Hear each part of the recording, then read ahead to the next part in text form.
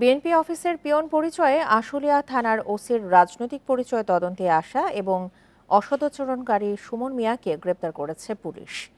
বৃহস্পতিবার রাতে আশুলিয়া থানায় সংবাদ সম্মেলন করে এই তথ্য জানান সাভার সার্কেলের অতিরিক্ত পুলিশ সুপার শাহিনুর কবির।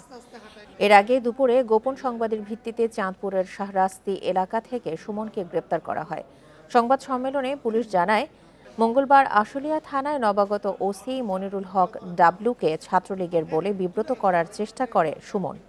এ সময় তিনি দাবি করেন, বিএনপি অফিস থেকে তাকে ওসির বিরুদ্ধে তদন্ত করতে পাঠানো হয়।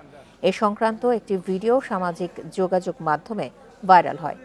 পরে ভিডিওটির বিষয়ে বিএনপির ভেরিফাইড ফেসবুক পেজ থেকে জানানো হয়, ওই তরুণ বিএনপির কেউ নন। তিনি একসময় এই এলাকায় আশুলিয়ার শিল্প এলাকায় শ্রমিকের একজন নেতা হিসেবে ছিলেন। বর্তমানে আর ওই জায়গা থেকে তিনি নাই। তবে কারো উস্কানি তিনি এই এলাকায়, যেহেতু এলাকায় বর্তমানে শান্তি শৃঙ্খলা ভালো আছে, এই এলাকায় অস্থিতিশীল কিভাবে তৈরি করা যায় সেটার জন্য কারো উস্কানিতে এটা করেছেন।